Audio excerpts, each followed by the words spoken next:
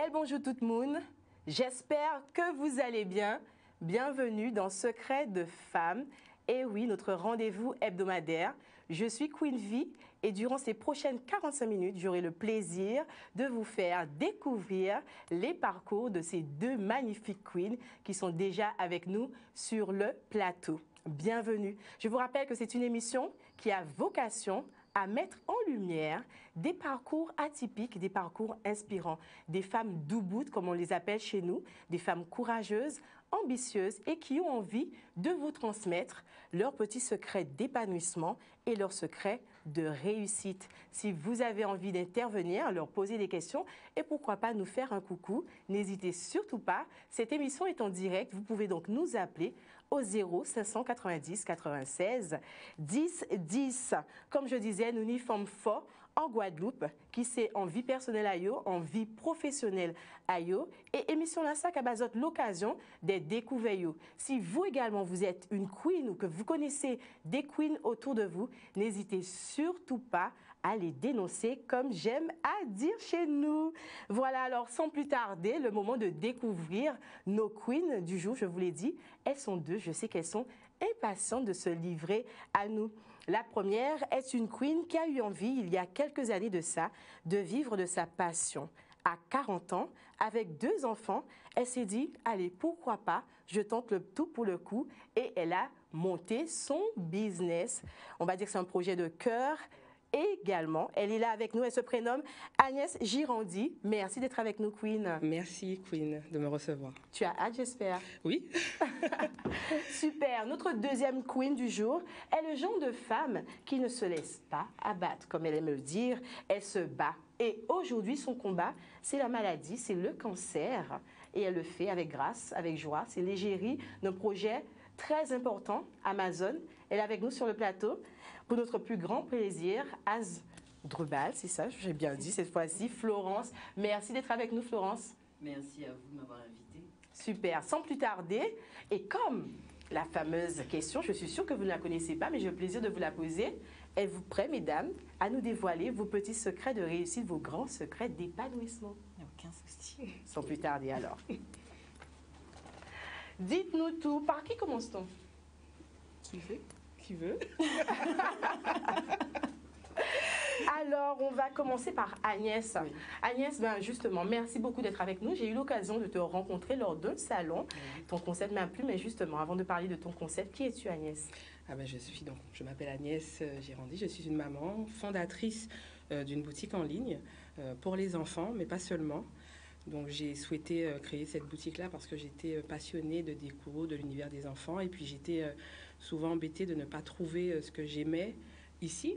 Donc j'essaie au quotidien de ramener ce qu'on voit au loin et puis de prouver qu'en fait on n'est pas au bout du monde, qu'on est tout près et qu'on peut avoir de belles choses comme on voit ailleurs. Ailleurs, justement, tu nous disais que c'était une passion chez toi, puisque tu te rappelles que dès petite, tu avais cet attrait pour l'univers des enfants et la décoration.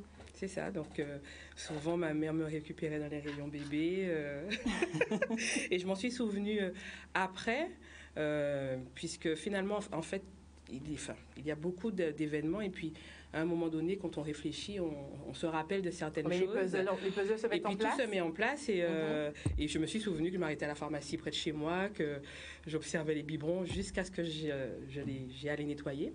C'était mon objet préféré. Et voilà, donc je fouine beaucoup sur Internet. Je cherchais toujours des articles originaux qu'on ne trouve pas partout. Et souvent, donc, je faisais venir en payant plus cher, forcément. Et il y a quelques années, quand j'ai eu mon fils, j'ai commencé à griffonner sur le papier des petites idées et puis des marques que j'aurais bien voulu retrouver ici.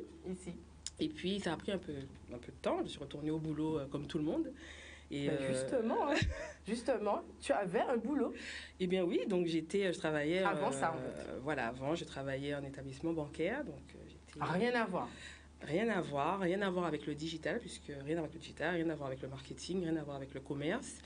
Mais ça devenait vraiment une obsession, oui, puisque j'y pensais vraiment tout le temps. Et puis, quand j'ai eu mon deuxième enfant, ma fille, là, j'ai eu un déclic et je me suis dit, bon, c'est le moment.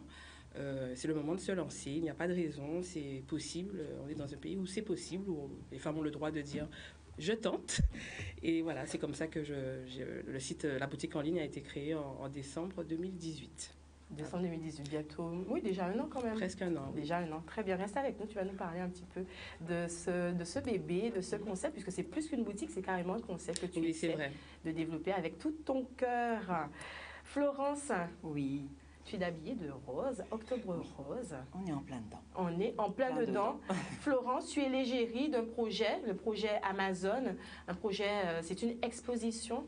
Plus qu'une exposition photographique, c'est également une exposition thérapeutique. Ah oui. Ça te tient à cœur? Ça me tient énormément à cœur. C'est un moyen pour nous, au niveau d'Amazon Guadeloupe, de faire tomber les tabous, et de se faire connaître et de parler justement de ce cancer qui nous touche toutes au sein de cette association, qui moi, m'a touchée assez récemment, personnellement. Et qui, moi, cette expo m'a permis comment dire ça, de m'extérioriser. Ah oui. Ça a été très, très, très thérapeutique. Franchement, pour quelqu'un qui avait horreur d'être prise en photo, très timide et réservé, là, franchement, je vais vous dire, pendant le shooting photo, j'ai pris un pied. Ça t'a fait du bien. Ça m'a fait un bien fou. Et c'est peut-être ça qui a été le déclic pour me dire que voilà, moi, c'est ce que je veux faire, c'est montrer aux gens que voilà, on est malade, mais on est aussi femme, on est bien, on peut être bien dans sa tête tout en étant malade, on peut être jolie, très photogénique, on peut être prise en photo malgré la maladie. Les photos sont soft, hein, on va dire, c'est pas...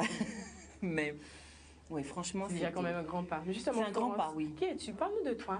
Je suis Florence Asdrubal. J'ai été diagnostiquée du cancer du sein au mois de décembre. C'est récent. C'est récent. Très récent. Le 10 décembre, le coup près est tombé. Cancer du sein droit et lésions papillomateuses au sein gauche. Donc, avec tout ce qui s'ensuit, protocole, opération chirurgicale, traitement complémentaire, chimiothérapie, hormonothérapie. Donc, tu es actuellement en plein traitement? Je suis en plein traitement de radiothérapie en ce moment. D'accord. Mais ça ne m'empêche pas de parler d'Amazon, de représenter Amazon. Partout où je peux être, je suis une Amazon. Ben justement, qu'est-ce qu'être une Amazon? Être une Amazon, c'est une femme qui est passée par la maladie, qui est passée par le cancer. Nous, les Amazones, on a en commun, c'est ce qu'on a en commun, cette maladie. Mais nous avons toutes des parcours différents. On a toutes vécu ou on vit, parce que moi je le vis toujours, cette maladie de façon différente. Et on est là pour dire aux autres, aux femmes et aux hommes, parce qu'il y a aussi des hommes qui ont le cancer, qui ne sont pas seuls. On est là pour eux, on est là pour leur donner de la force, de l'amour, les soutenir. C'est plus qu'un accompagnement. C'est beaucoup plus qu'un accompagnement, parce que, étant donné que nous, on est passé par là, on sait ce dont on a besoin, ce dont l'autre a besoin. Moi, j'ai trouvé ma deuxième famille. Amazon, c'est ma deuxième famille. Je les ai rencontrés lors d'une séance de chimiothérapie. Et je peux vous dire qu'en chimiothérapie, on est avachi, on est fatigué, voilà. Mais elles sont arrivées franchement au bon moment. Dans ma vie, elles sont arrivées au bon moment. Tu peux dire que c'est ce qui t'a donné un souffle de vie? Oui, un souffle de vie. Et puis, vous savez, quand vous avez quelqu'un le matin qui vous envoie un message pour vous dire, bon ben, on est là avec toi, n'hésite pas à nous appeler. Amazon, comme vous verrez sur mon t-shirt, Amazon, c'est l'amour, c'est beaucoup d'amour, on est devenu une sorte de sororité, je dirais. Cercle de femmes. Voilà, de cercle de femmes. C'est dommage, hein, on veut bien qu'il y ait des hommes aussi avec nous, hein, mais c'est vrai que on se soutient énormément les unes avec les autres, hein, et dès qu'on a l'occasion de se faire connaître au sein de manifestations, d'action ou quoi que ce soit, tant mieux. L'exposition qui va être mise en place, c'est justement pour se faire connaître et puis pour montrer aux autres qu'on est des battantes. On est là, on est des battantes, on est des guerrières et voilà. La maladie n'aura pas le dessus sur nous, voilà. Justement, je lisais une interview de Karina qui est justement la présidente d'Amazon et qui disait nous sommes des femmes qui ont peut-être le cancer, mais on a de l'humour, on a de la joie, on a envie d'être souriante aussi et ne pas laisser le cancer oui, il faut pas ronger. laisser le cancer nous ronger. C'est vrai on aura toutes, à un moment ou à un autre, nos petits coups de blues ou des moments où le moral va baisser. Parce que, mine de rien, on a été meurtri dans notre chair, notre corps a été traumatisé, notre physique change au fur et à mesure des traitements complémentaires, hein. La perte de cheveux, les seins qui sont mutilés s'il y a eu mastectomie ou tumérectomie, vous n'avez pas d'appétit, il y a beaucoup d'effets indésirables qui font qu'à un moment vous en avez marre. On a envie de se terrer dans son coin, de rester dans sa couette et puis de pleurer un coup. Mais il faut que ça soit franchement qu'un moment. Il faut se relever. Et les Amazones, on est là pour ça, pour qu'on puisse vous tenir la main, vous dire bon, femme nous bout. Tu es malade, ok, mais nous là. Voilà. Très beau message. Ça te parle, ça? Totalement. Et puis je vois que tu souris. Je souris parce que moi, enfin, je n'ai pas été malade, hein, mais ma mère l'a été, elle n'a pas survécu, pas pour le même cancer. Et effectivement, ça fait partie des choses de la vie qui vous poussent après à prendre des décisions. Parce que quand tout va bien, et bien justement, il ne faut pas... j'entends souvent autour de moi dire... Enfin, des femmes qui pensent que c'est trop tard, qu'il n'y a plus rien à faire. Quand on atteint un certain âge, même si on n'est pas heureux, tant pis. Donc accepter. Non, justement, si tout va bien, et puis même là, je vois, quand je regarde, hein, même quand tout va pas forcément bien, mais tant qu'on est vivant, il faut en profiter. Il faut profiter de la vie. Et c'est ce qui m'a poussée, moi, à un moment donné, à me dire, pourquoi pas? Pourquoi pas? Mais justement, tu disais, hein, je refusais de croire que parce qu'à 40 ans, avec 2 enfants, un prêt, que j'étais obligée de rester dans la même configuration parce que vivre autrement, c'était trop risqué. Tu refusais de croire ça? Oui, parce que souvent, tout le monde me dit, c'est courageux. Et c'est vrai que c'est un mot que je ne comprenais pas parce que pour moi, ça devenait une évidence. Je ne trouvais pas que ce soit courageux. Qu'est-ce qui était une évidence pour toi? Et de changer. Si ça ne va pas, il faut essayer. Alors, il faut essayer, tout simplement. On ne peut pas... oui, effectivement, il y a des prêts, il y a des enfants, mais il faut qu'ils nous voient heureux. Je refusais d'avoir des regrets, de me dire, dans quelques années, en voyant peut-être un projet similaire, me dire, c'est ce que je voulais faire. Oh, t'as une idée là, ça aussi. Et voilà, et je sais que ça peut s'arrêter à tout moment. Donc, je dis tout le temps, il ne faut pas gaspiller sa santé, il faut être actif. Et c'est pour ça que j'ai fait ce choix-là. Je l'ai fait de manière sécurisée quand même, je n'ai pas fait n'importe quoi. Mais c'était important que je sache, que j'essaie. Et je ne le regrette absolument pas. C'est compliqué, c'est difficile. Ce sont les montagnes russes en termes d'émotions. Mais en même temps, parfois c'est un puzzle, tu disais, c'est ça, c'est qu'on a des rencontres, on se dit, merci pour cette rencontre parce qu'aujourd'hui ça va mieux.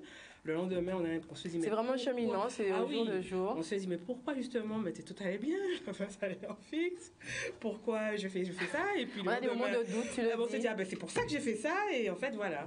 Mais sans regret parce que... Enfin, voilà. Est-ce que la famille t'a soutenue? Bien sûr. Bien sûr. Ta famille a compris tout de suite ton choix de liberté? Je suis fille de fonctionnaire. Mon papa me regarde. Alors, au début, il était très sceptique.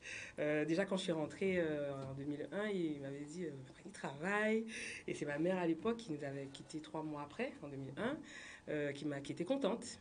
Donc, lui, il a toujours été, effectivement, et comme beaucoup en Guadeloupe, il préfère que les enfants passent un concours. Aujourd'hui, peut-être un peu moins, mais en tout cas... La génération d'avant. Voilà, c'est mieux d'avoir un concours, et puis tous les mois, on sait. Et puis même aujourd'hui, il y a des gens qui me disent mais tu n'as pas démissionné. Genre, est-ce que tu as gardé pour être de sa stage là dispo et... Parce que et ça marche, mais avec le regard tellement inquiet. Voilà, et donc mon papa, donc au fur et à mesure, il a vu, et puis je l'intéresse, et puis... Est-ce qu'on voit que tu es plus épanouie? Bien sûr, bien sûr. Donc, tu te sens toi-même plus épanouie? Ah oui, parce que ça m'a repoussé dans mes retranchements. Ce que je fais là, c'est complètement ça. Hein. il y a un an, on m'aurait dit que je passe à la télévision. J'aurais dit jamais, je ne ferais ça. J'étais justement, j'avais pas forcément confiance en moi. Ouais. Je ne savais pas de quoi j'étais capable parce que j'étais rentrée dans une routine. Et puis aujourd'hui, ben voilà, il faut trouver des solutions. On s'est rencontrés sur un salon. Ben, il y a des aléas, il faut les surmonter. Il faut gérer les enfants parce que je suis aussi maman séparée. Donc il faut trouver. Je pense qu'on trouve la force. La passion. C'est la passion qui t'anime. C'est que ça. Et on trouve des familles de cœur. Moi, je n'aime pas demander. Et effectivement, il faut lâcher prise sur certaines choses. Donc, il faut se dire, ben, je demande à... Et puis, on découvre que finalement, tel ami, ben, c'est une tati de cœur. Donc, voilà. Donc, quand il y a des salons, ben, il faut trouver des solutions. Quand la voiture tombe en panne pendant le salon, il faut trouver une solution. Enfin, voilà. Est-ce que tu peux dire que monter ton business aussi, ça t'a apporté une certaine confiance en toi, une estime, oui, et tu sors un peu de ta zone de confort? Ben, c'est ce qu'on dit. Alors, c'est vrai que c'est une expression qu'on dit souvent, mais c'est vraiment ça, et c'est tellement ça, puisque c'était vraiment une routine. Alors après, et puis je sentais que j'étais arrivée au bout de quelque chose, mais surtout, j'avais autre chose en tête. C'est pas comme si j'étais arrivée au bout, mais je ne savais pas quoi faire, c'est que j'avais autre chose en tête. Et je me dis, quand on a quelque chose en tête, il faut essayer dans la mesure du possible, en fonction de son environnement, mais... Parce que c'est possible de faire après, il faut parler. Je trouve qu'il y a des solutions qu'on peut envisager, mais les gens ne sont pas forcément au courant. Donc, on peut envisager des choses quand on a un prêt, aller voir peut-être son banquier, voir si on... Justement, tu sors du secteur de la banque. Est-ce qu'il t'a fallu te former? Est-ce que tu as eu à prendre des cours pour... ou est-ce que, voilà, tu t'es dit, bon, petit à petit, j'emmagasine des informations, je cherche, je demande? Alors, moi, je travaillais avec les professionnels et puis après les entreprises. Donc, j'ai toujours été admirative, justement, de ces métiers-là. Puisque ce sont des métiers compliqués. Hein. Ils sont très tôt... ils sont là très tôt le matin. Ils ont les cheveux blancs très vite. Mais ils sont au combat. Enfin, j'ai toujours été très admirative. Donc, et puis, j'analysais des bilans. Donc, j'étais vraiment de l'autre côté, le côté jugement. Ouais. Maintenant, je suis dans le côté juger. Juger. Et ce que j'aime, parce que mais vraiment ce que ça m'apporte, ce sont les rencontres et les destins, ou même le moment qu'on passe maintenant, enfin, tous ces morceaux de vie. Les opportunités. Quand il y a des salons, je vois, pas mon père seulement, mais d'autres parents qui soutiennent leurs enfants dans leurs rêves. Et puis, beaucoup de femmes aussi. Beaucoup de femmes à minuit, 23h, avec des enfants qui déballent, Moi, j'étais surprise. Hein, pour moi, j'étais un peu dans une bulle. Et je répète souvent, c'est compliqué. Mais quel que soit ce qui va arriver dans 1 an, 2 ans, 3 ans, mais c'est très enrichissant. Donc oui, si on peut en tout cas essayer parfois de sortir un peu de sa zone, pour se secouer un peu, ne pas s'endormir. Parce qu'il n'est pas trop tard. Et puis la société aujourd'hui, je crois, nous a montré qu'on n'a pas le choix. Tout peut arriver. Une boîte peut fermer, on peut attraper une maladie, on peut se retrouver veuve, Et si ça arrive, on fait quoi? Il faut à un moment donné se dire, mais qu'est-ce que je peux faire d'autre? Qu'est-ce que j'aime d'autre? C'est pas forcément une entreprise, ça peut être une passion. Voilà. Et s'y pencher comme ça, au cas où on a une ouverture. On a une ouverture.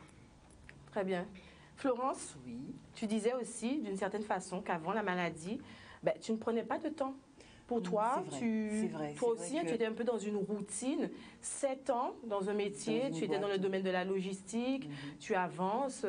Tu sais que tu es un petit peu fatiguée, tu le dis toi-même, hein, que tu as dit peut-être que tu vas pas rester jusqu'à 2019. Non, mais ça, comme je te disais, je te l'avais dit, j'avais déjà dit à mon patron, ma dernière année, ça sera 2019. Tu as déjà senti ça? C'est pas que je sentais ça, c'est qu'au niveau professionnel, je pense que j'avais déjà fait le tour.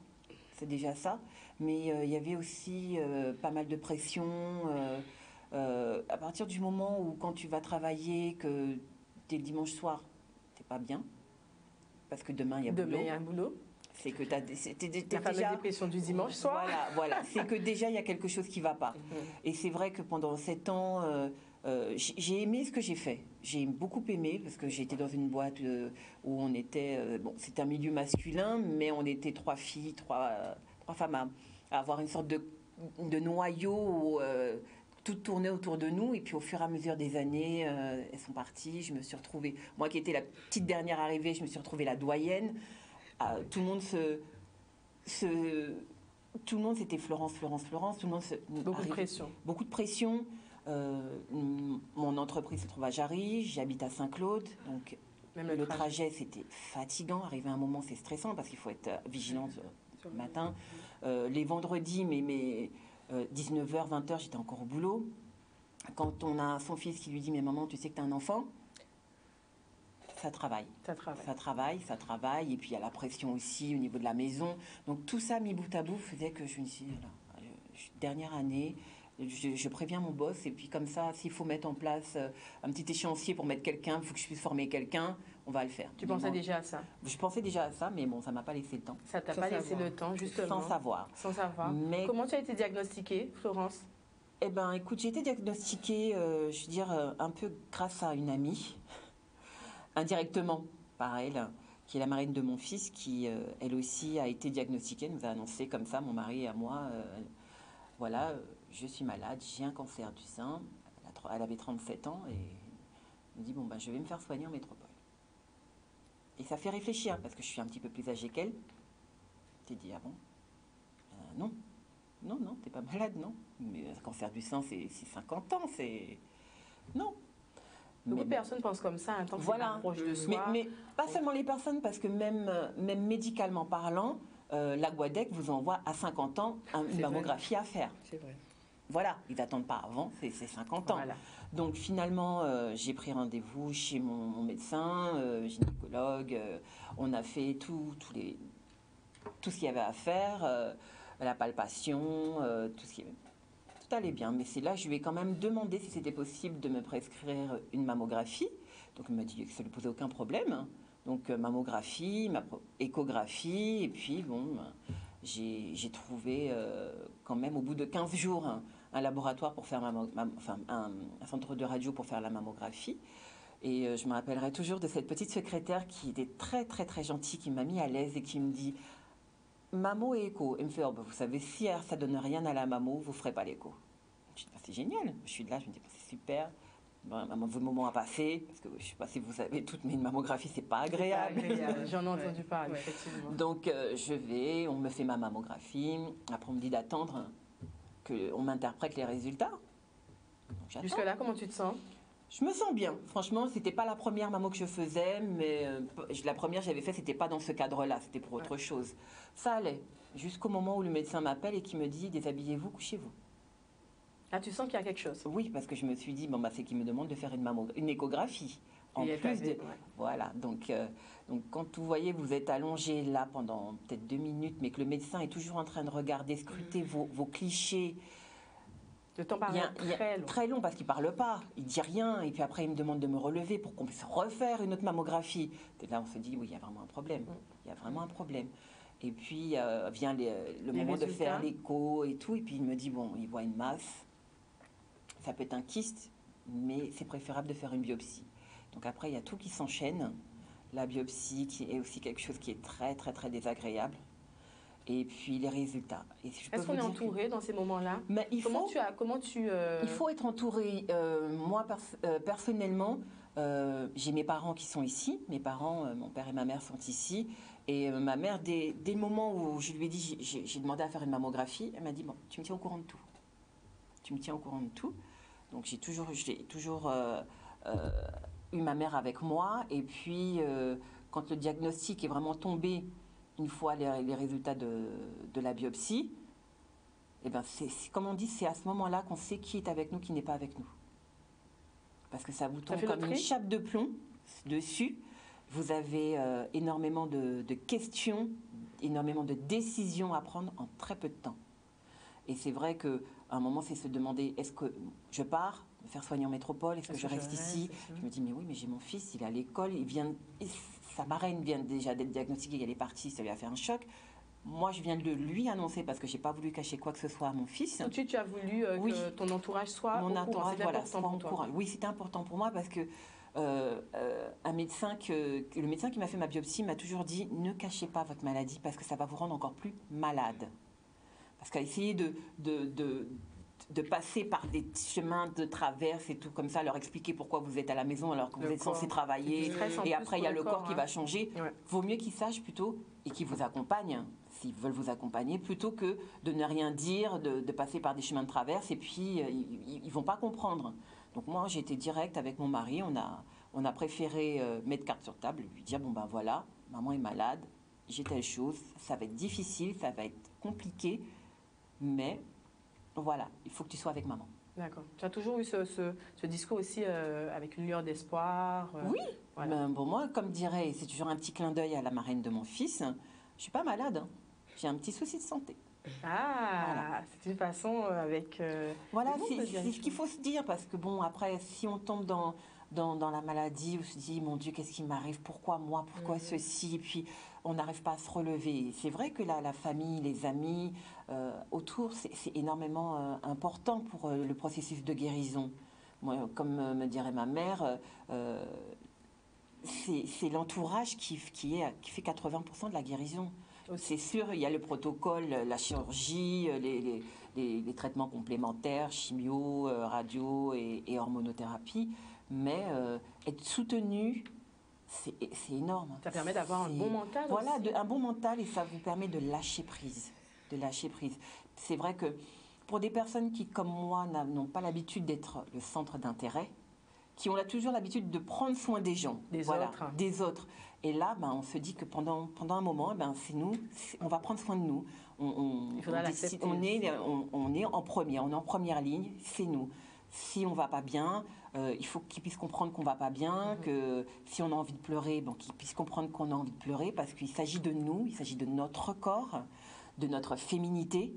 C'est pas évident. Une femme qui a l'habitude d'avoir des cheveux longs, qui se maquille tout le temps, et qui d'un seul coup passe un peigne dans sa tête et puis qui voit que le peigne est rempli de cheveux, ça fait un coup. Quand elle se regarde dans le miroir et qu'elle voit que ses seins sont asymétriques et puis que d'un seul coup elle se rend compte, mais mes sourcils sont passés où? Ça fait un coup. De voir que son corps change, on peut grossir, on peut maigrir, et puis on est des fois constamment malade. Moi, la chimio m'a rendu pratiquement amorphe, j'étais tout le temps fatiguée. Et c'est des trucs qui persistent, d'être fatigué comme ça. Mais si on a la famille qui est là, j'avais mon fils c'est un pilier dans ma guérison. Ça a été un amour pendant toutes les périodes vraiment difficiles que j'ai eues durant cette maladie, durant ce souci de santé, pardon. Mais voilà, et puis Amazon, comme je dis, Amazon est arrivé aussi au bon moment, parce que c'est vrai qu'on se pose plein de questions. On se demande comment va être ma vie après?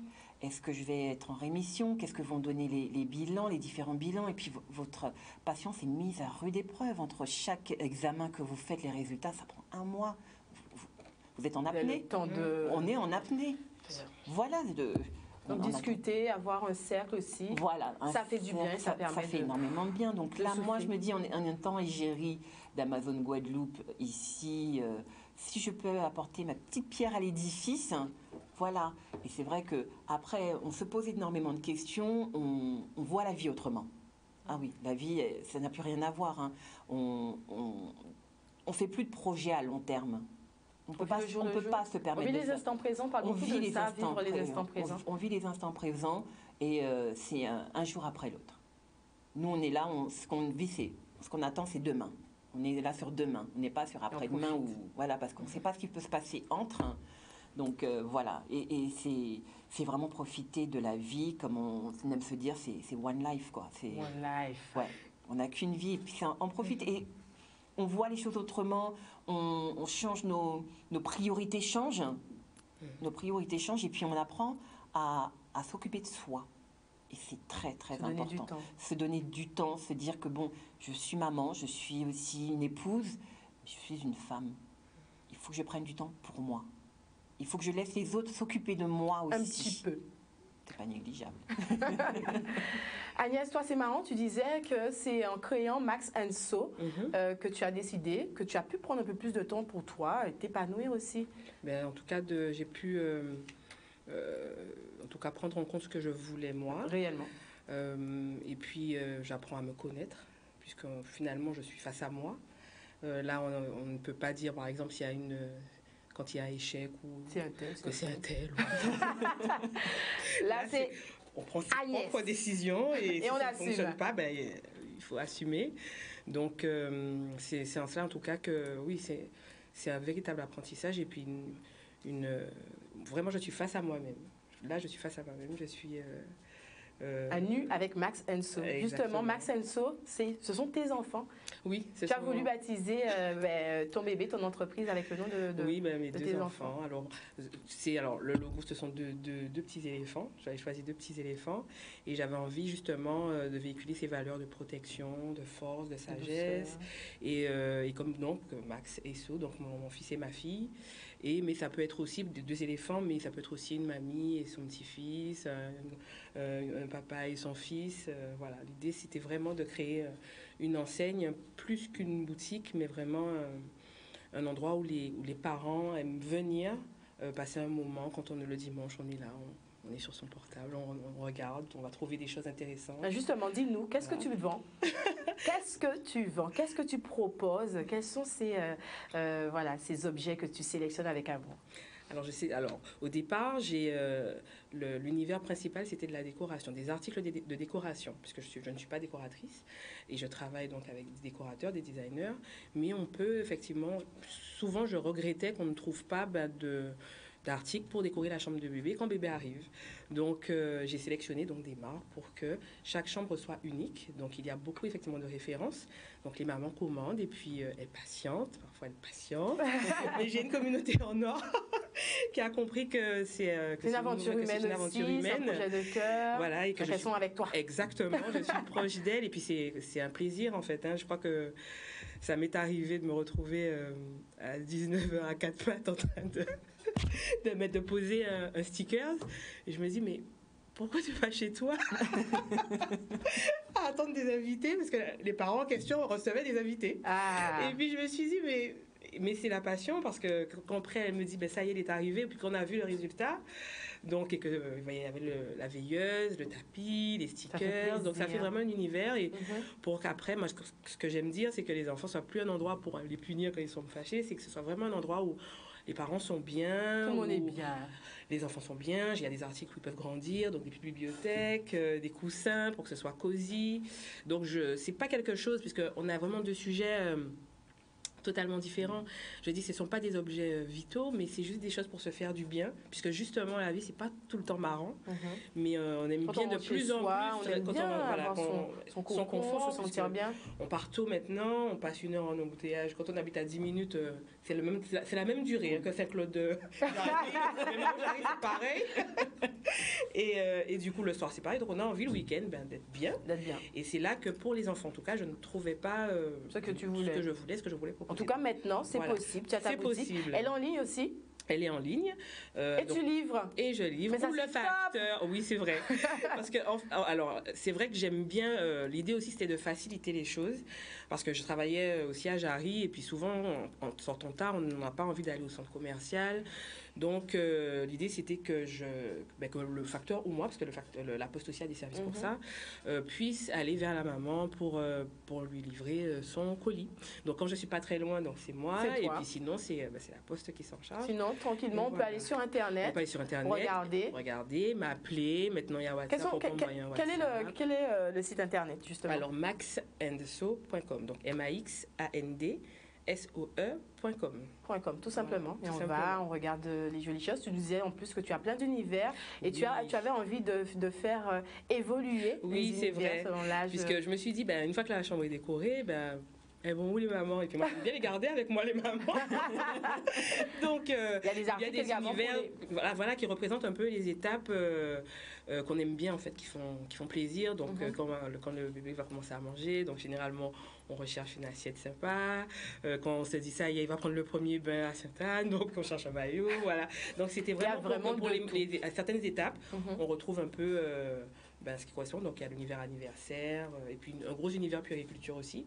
Et surtout, j'essaie de trouver des choses qu'on ne retrouve pas ailleurs. C'est important pour moi. Des couleurs aussi, des choses un petit peu originales. Exact. Super. Florence, Égérie, Amazon, le projet, c'est une exposition, on disait plus qu'une exposition photographique, une exposition thérapeutique. Oui. Rappelle-nous les dates. Où est-ce qu'on peut regarder cette magnifique exposition? L'exposition va débuter le 26 octobre jusqu'au 3 novembre. C'est une exposition qui est libre d'accès, c'est gratuit.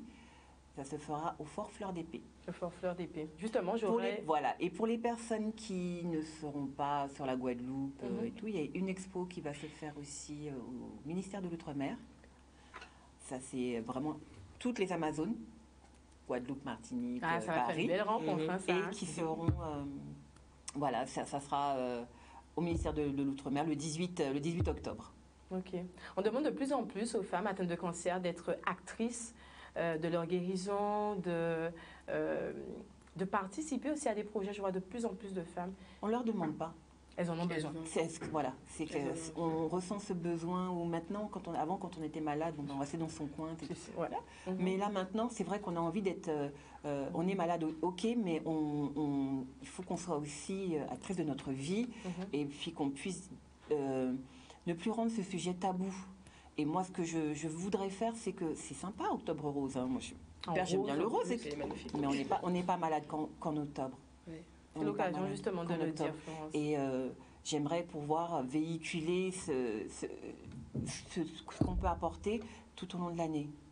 C'est pour ça que moi, tout pendant que je suis en train de me soigner, de me faire soigner, j'essaie d'avoir des idées qui fusent pour me dire, si tu veux faire une réorientation professionnelle, qu'est-ce que tu voudrais faire? Et moi, c'est ça serait aider les autres et leur tenir la main, leur dire que non, vous n'êtes pas seul, vous n'êtes pas... voilà.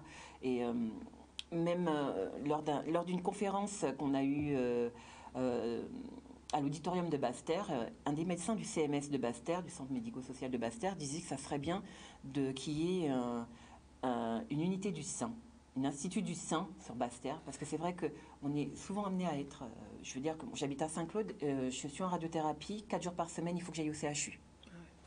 Donc, je suis plus dans les trajets qu'en soins, en fait. D'accord. Bon, j'ai pu faire ma chimio au CHBT, mais ça serait bien si au niveau de la Basse-Terre, s'il y avait quelque chose qui concentre tous les médecins, les kinés, les infirmières. C'est ça aussi, vous avez envie de faire on aimerait avec des bien projets comme faire développer, faire bouger les choses. Parce qu'en métropole, on trouve des instituts, on trouve des centres où les malades ont tout sur place. Mais ici, on est obligé d'aller. On est ballotté à droite, à gauche, et c'est pas évident. Quand on est malade, c'est franchement pas évident. Très bien. Si un téléspectateur, une téléspectatrice a envie de vous joindre, pourquoi pas rejoindre l'Amazone? Déjà, on a une page Facebook. Oui. Donc, on est toujours active sur la page Facebook. On est très, très réactive. Donc, déjà, aller sur la page Facebook. Ensuite, faudrait que je donne le numéro de téléphone de la présidente, mais je ne l'ai pas du tout en tête. Mais la page Facebook, ça suffit. Oui, la page Facebook. Et puis après, on prend contact avec vous en privé. Et, ça, il n'y a pas de souci. Hein. On a toujours besoin de bénévoles, on a toujours besoin de personnes qui se sentent concernées. Parce que des fois, ça peut être la maman, ça peut être une sœur, ça peut être une tante, la famille qui est malade. Et puis, des fois, on ne sait pas quoi faire, on ne sait pas comment aider, comment soutenir, quoi dire, quoi faire. C'est toujours ça. La dernière fois, on était en partenariat avec une entreprise qui a organisé... une randonnée qui s'appelle la Scream Therapy. C'est quelque chose que je conseille à tout le monde. J'en ai entendu parler, justement. En priorité, c'est pour les entrepreneurs les chefs d'entreprise. Mais faire une randonnée en forêt, en plus il a fait un temps magnifique, et des fois, et par moments s'arrêter et crier, s'extérioriser. Oui, ça fait c'est quand la prochaine fois? Mais la prochaine fois, vous reviendrez justement nous en parler. La prochaine fois, ce sera avec plaisir. Un petit mot de fin. Ben oui, on arrive déjà à la fin de cette émission. J'ai pas vu l'heure passer. J'ai pas vu le temps passer du tout. Hein. J'arrive, ça Florence. Un petit mot de fin. Qu'est-ce que tu as envie de dire justement aux femmes qui ont un âge et qui se disent, bon voilà, elles ont peur d'essayer, elles ont des idées en tête, mais elles ne savent pas comment faire. Un petit conseil. Alors, comme je disais tout à l'heure, ce n'est pas forcément simple, mais à un moment donné, la question ne se posera plus. Et puis de coucher évidemment toujours sur le papier, d'imaginer son projet, de se projeter. Et quand le moment sera venu, il arrivera. Il ne faut pas forcer les choses. Ouais. Ça, j'en suis convaincue. Parce que ça a duré pour moi entre la création et les premières pensées, ça a pris 7 ans. Donc, mais le moment est venu. Voilà. Et quand le moment vient, il faut le saisir. Exactement. Et toi, Florence, un mot pour les femmes, peut-être qui découvrent ou qui sont en train de vivre des choses pas évidentes. On te voit là. C'est vrai, c'est pas facile. Moi, j'ai pas toujours été comme je suis là maintenant.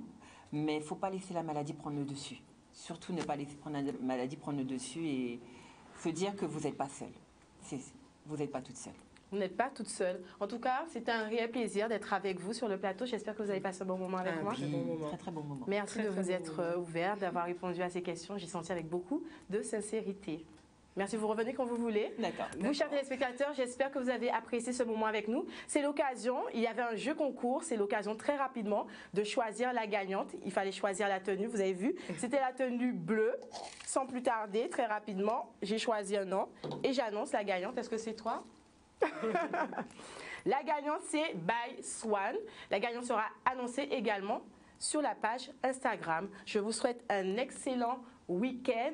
On se retrouve la semaine prochaine, vendredi, toujours même heure, 16h, 16h45, en direct de Canalis. Et en attendant, L'Amour au pillage, je vous embrasse.